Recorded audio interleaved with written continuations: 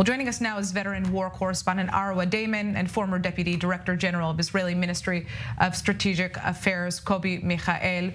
So, I'd like to start with those airdrops of aid that we've been seeing from countries like Morocco, the U.S., and Jordan, in addition to these various new methods of trying to bring aid into the Gaza Strip. Arwa, why are we not seeing aid being properly distributed to Gazan civilians?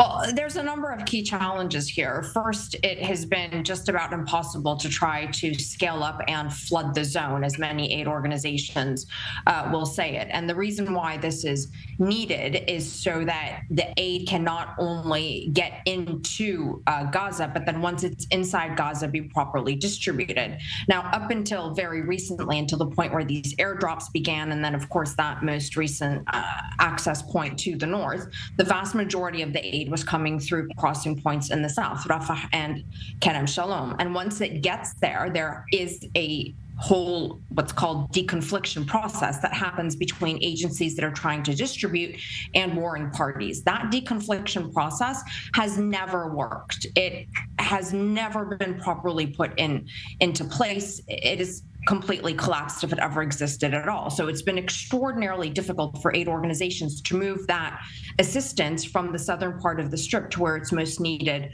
in the north. And this is why right now we're seeing these alternative options of, the airdrops and these various sea routes being floated. While, yes, on the one hand, they do provide a measure of relief for some of those who are struggling the most, a lot of people will say this is also a little bit of a distraction, because the most ideal situation and the best scenario would be for Israel to open more crossings in the north so that the zone in the north can get flooded to begin to appease not only, the humanitarian hunger starvation crisis that we're seeing right now, but also so that the populations can be reassured that aid is coming and that they don't need to panic every single time a truck arrives.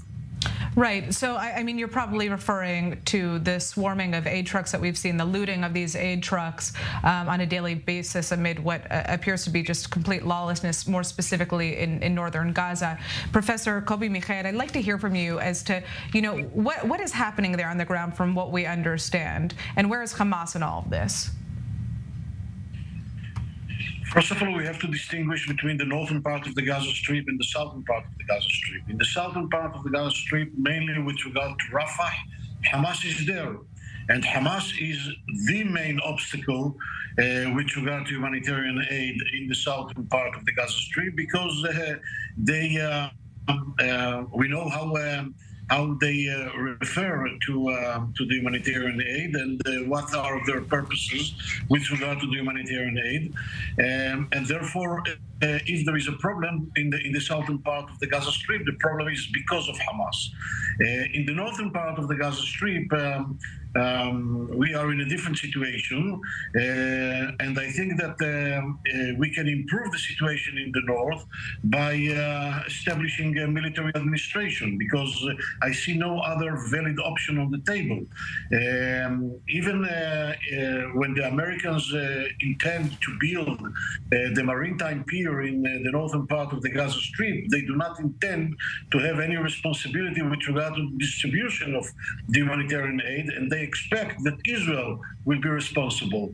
Now, we have to understand that in order to secure the humanitarian aid that will reach to the pier, to the dock, we have to be there on the ground and along all the way from the dock to the distribution centers that will be built in the northern part of the Gaza Strip, in order to assure that Hamas will not be there, and in order to assure that the humanitarian aid will reach to the people. And I see no other option but a military administration that should be established there for a temporary military administration. And I think that at the end of the day, it will be also in Khan Yunis area. And when we will reach to Rafah, I assume that it will be in Rafah as well, which means in the entire Gaza Strip. And later on, it will transfer all the authorities to the regional, international forum that will be established in order to run the territory and the population. Arwa, I'm interested to hear what your take is on that idea and if you think that it would be effective in ensuring that aid is properly distributed to Gazan civilians. I mean, look, I would very strongly dispute the notion that Hamas is the main obstacle to distribution of aid in the South. Look, my charity is working in the South. We're part of a number of working groups with a number of other international organizations as well. And from our experience, Hamas has not been creating an obstacle to the distribution of aid. It is the deconfliction that is not working out, and it is the severe challenges that exist when trying to get from, one point within Gaza, even if it's just in the south, to the other, with the unpredictability of the bombings and the violence that exists.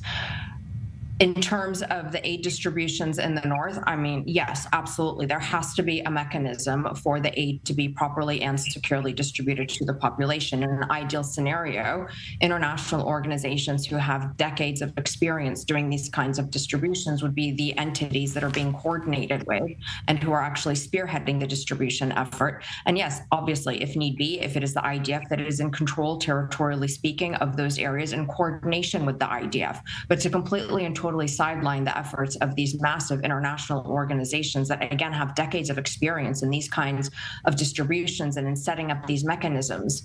They have that experience. They have that expertise. All they have to do is be given the permission to be able to actually implement it. That would result in a much faster and more effective scenario to get aid to those who need it the most. Now, I mean, I'm assuming that you're also referring to UNRWA as one of those potential aid organizations. Many countries, as we know, have pulled funding from UNRWA over Israeli allegations and evidence that at least 14 staffers took active part in Hamas's October 7th attacks. Now, UNRWA says that it's at the brink of falling apart as a result of this, and AIDS groups say that it's necessary in being able to distribute aid. But, the Israelis feel that that is not the case. Kobi, can you explain to us why they feel that UNRWA is not a viable distributor of aid to the Gazan civilian population, and what other aid groups could then replace them? First of all, UNRWA is not an organization which rests in the typology that was mentioned before with regard to the international organization that have the expertise of distributing humanitarian aid. This is not the purpose of UNRWA. They have no expertise in this regard. They don't think that they are suitable for such a mission. Secondly, UNRWA is controlled by Hamas. UNRWA eventually is an organization that must be dismantled, and I don't think that we have to increase or we have to strengthen UNRWA, but the opposite. We have to do all the efforts in order to dismantle UNRWA. All the I would say the good reasons are there. I think that we have elaborated on that before, and I think that some other solutions must be found and not UNRWA. What could those potential solutions be? And Arwa, I'm interested to hear, if you think there are other aid groups that could perhaps help UNRWA or fill in for UNRWA instead. I mean, look, Israel's position vis-a-vis UNRWA is very clear at this point, and it's also a position that has been clear for decades. Right now, there's always been tension between UNRWA and whichever government is in power in Israel. But you also have entities like the World Food Program, the World Health Organization. You have a number of other groups that do have the capabilities to be able to carry out in partnership, if needed, in coordination.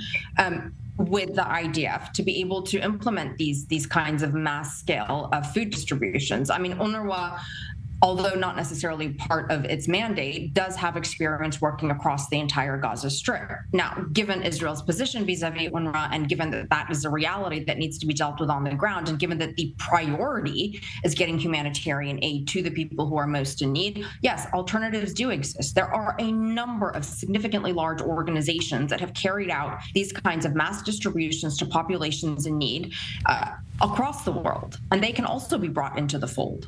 But the most important thing right now is that there be coordination between military and humanitarian organizations, because up until now, there has been very little, if any, coordination at all to the detriment of the population of Gaza.